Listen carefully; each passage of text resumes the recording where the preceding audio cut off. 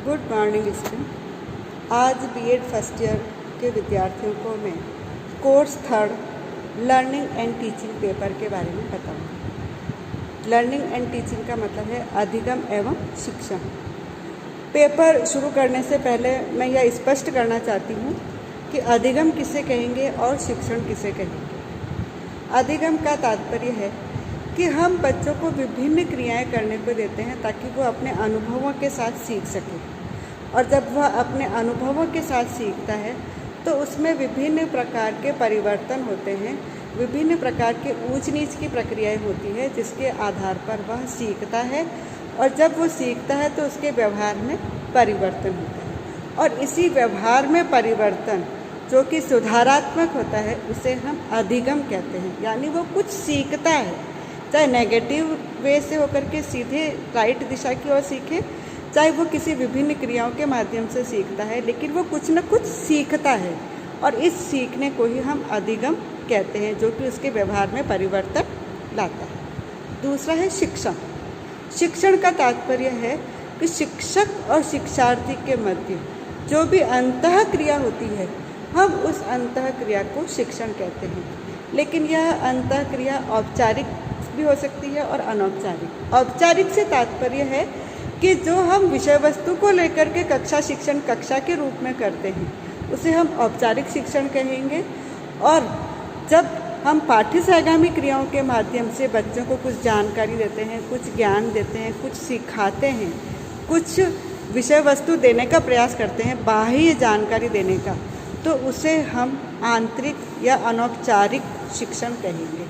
तो बच्चे औपचारिक और अनौपचारिक दोनों शिक्षणों के माध्यम से शिक्षण कार्य करता है ताकि वह अपने जीवन में सफलता प्राप्त कर सके। यह हमारे विषय से संबंधित जानकारी है। इस विषय के अंतर्गत सर्वप्रथम हम वृद्धि और विकास का अर्थ पढ़ेंगे और इसी के साथ विकास के सिद्धांत के बारे में भी पढ़ेंगे। विकास वृद्धि एवं विकास का अर्थ तथा विकास के सिद्धांत। सामान्य व्यक्ति की दृष्टि से वृद्धि और विकास का क्षय एक समान रूप में किया जाता है, परंतु मनोविज्ञान के क्षेत्र की दृष्टि से इन दोनों में अंतर है। वृद्धि का तात्पर्य मात्रात्मक परिवर्तन से है जो स्पष्ट रूप से दिखाई पड़ता है। यानी कहने का तात्पर्य है कि जो वृद्धि होती है उसको हम बढ़ते हुए देख सकते हैं, उसमें जो वृद्धि होती है उसमें हम परिवर्तन देख सकते हैं। लेकिन विकास का अभिप्राय सिर्फ बढ़ना है। विकास का अर्थ परिवर्तन से है, और यह परिवर्तन ऐसा है जो सदैव चलता रहता है। हर्लॉक का भी यह कथन है कि विकास वृद्धि तक सीमित नहीं है, इसमें प्रगतिशील क्रम निहित रहता है। विकास के परिणाम स्वरूप व्यक्ति में नवीन विशेषताओं और नवीन योग्यताएं प्रकट होती है। कहने का तात्पर्य क्या है कि जब विकास होता है तो उसके अंतर्गत अंतर्निहित शक्तियों का, उसमें जो विशेषताएं होती हैं वो बाहर निकलती है, वो विशिष्ट रूप से दिखाई देती है, और वह हम उसको अदृश्य रूप से देख सकते हैं। विकास वह दशा है जो प्रगतिशील परिवर्तन के रूप में प्राणी को सतत रूप में व्यक्त करती है। यह परिवर्तन भ्रूणावस्था से प्रौढ़ावस्था तक होता है। यानी कि बच्चा जब गर्भ धारण करता है तब से लेकर के धीरे धीरे उसमें विकास होता है, और वह प्रौढ़ावस्था तक चलता रहता है, और प्रौढ़ावस्था के बाद वह वृद्धावस्था तक भी दिखाई पड़ता है। इस प्रकार वृद्धि और विकास को हम समान रूप से प्रयोग करते हुए भी हम इसके अंतर को स्पष्ट रूप से बता सकते हैं, या हम इसके अंतर को स्पष्ट कर सकते हैं। यहाँ पर मैं आपको वृद्धि और विकास में अंतर बताना चाहूँगी। जैसे पहला है, वृद्धि के अंतर्गत शरीर के अंग के आकार, भार, लंबाई, चौड़ाई में परिवर्तन होता है। यानी कि जो शरीर के विभिन्न अंगों में परिवर्तन होता है, उसके आकार में, उसके भार में, उसके लंबाई में, चौड़ाई में, जो भी ये परिवर्तन होता है उसको हम वृद्धि कहते हैं। लेकिन विकास के अंतर्गत हम उसके कारक क्षमता में परिवर्तन को देखते हैं। जो कुछ ऐसे बच्चे होते हैं जो जल्दी काम कर लेते हैं, और कुछ बच्चे ऐसे होते हैं जो धीमी गति से काम करते हैं। दूसरा है, वृद्धि का क्षेत्र सीमित होता है। यानी कि जैसे पौधा है, पौधा एक निश्चित वृद्धि करता है, उसके बाद उसकी वृद्धि रुक जाती है। बच्चे की लंबाई है, एक निश्चित लंबाई बढ़ती है, उसके बाद उसकी लंबाई रुक जाती है।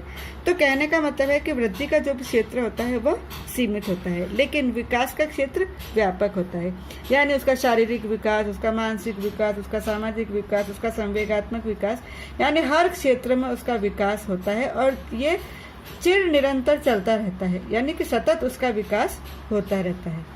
तीसरा है वृद्धि मात्रात्मक होती है। मात्रात्मक का मतलब है वृद्धि को हम माप सकते हैं। जैसे किसी बच्चे की लंबाई कितनी है तो हम बता सकते हैं, बच्चे का भार कितना है तो ये हम बता सकते हैं, यानी जिसका हम मापन कर सकते हैं वो है वृद्धि।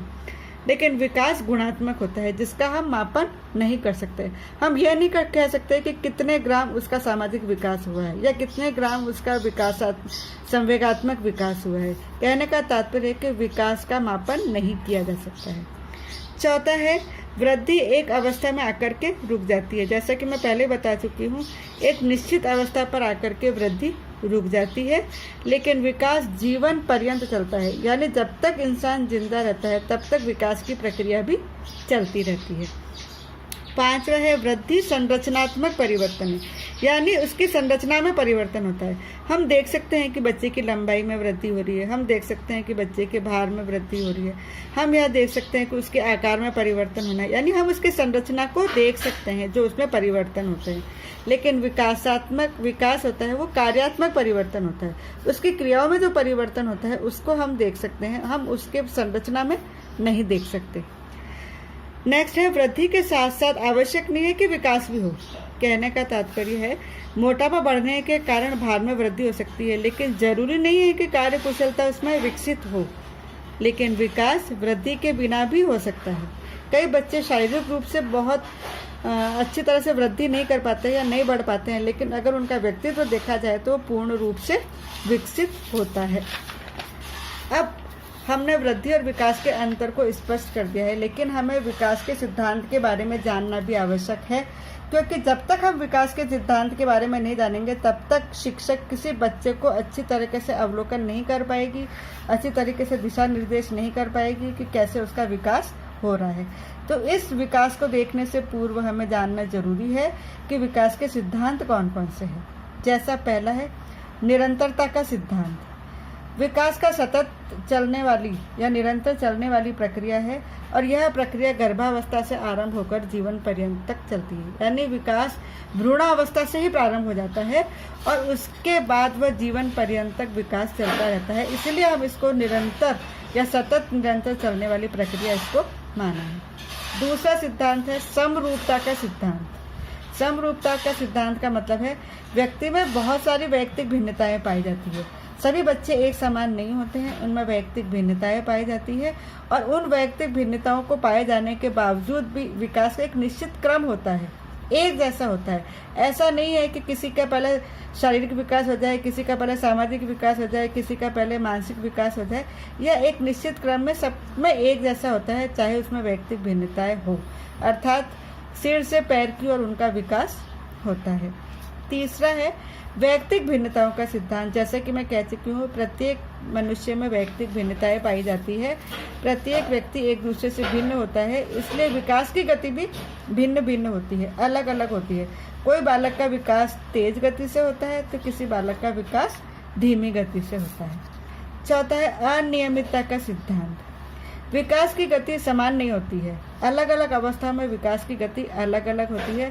किसी अवस्था में तीव्र गति से विकास होता है तो किसी अवस्था में धीमी गति से। उदाहरण के लिए शैशव अवस्था में जो विकास की गति होती है वह तीव्र होती है, जबकि उत्तर बाल्य अवस्था तक आते आते विकास की गति धीमी हो जाती है। पांचवा है एकीकरण का सिद्धांत। एकीकरण का सिद्धांत का मतलब है जितने भी क्षेत्र में विकास होता है उन सबका एकीकरण होता है। विकास की संपूर्ण क्रिया एकीकृत होती है। शरीर का कोई भी अंग अन्य अंगों से पृथक होकर अपना विकास नहीं करता है। शरीर के अंग जैसे हाथ, पैर, आँख, इन सब का सामंजस्य बना करके ही इसका विकास होता है, इन सब का एकीकरण होता है। छठा है सामान्य से विशिष्ट की ओर विकास। सभी क्षेत्रों में पहले सामान्य प्रतिक्रिया होती है, इसके बाद विशिष्ट रूप धारण करती है।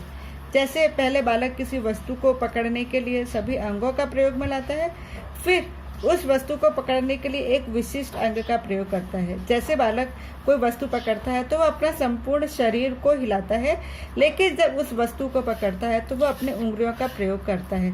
तो हम कह सकते हैं कि यह विकास सामान्य से विशिष्ट की ओर होता है। फिर 7वां है परस्पर संबंधता का सिद्धांत। बालक के विभिन्न गुण परस्पर संबंधित होते हैं। एक गुण का विकास जिस प्रकार हो रहा है उसी अनुपात में अन्य गुण भी विकसित होता है। जैसे तीव्र बुद्धि वाले बालक का विकास मानसिक विकास के साथ साथ ही शारीरिक और सामाजिक विकास भी तीव्र गति से होता है। यानी अगर बुद्धिमान बालक है, उसका शारीरिक विकास अच्छा है तो उसका सामाजिक भी अच्छा होगा, उसका संवेगात्मक भी अच्छा होगा, उसका मानसिक विकास भी अच्छा होगा। और यदि मंद बुद्धि का बालक है, उसका अगर शारीरिक विकास कम है तो उसके साथ साथ उसका मानसिक, उसका सामाजिक, उसका संवेगात्मक विकास भी मंद गति से ही होगा। तो हम कह सकते हैं कि ये जो विकास के क्षेत्र हैं वह आपस में एक दूसरे से संबंधित है। 8वां है निश्चित दिशा का सिद्धांत। कहने का तात्पर्य है कि विकास की एक निश्चित दिशा होती है।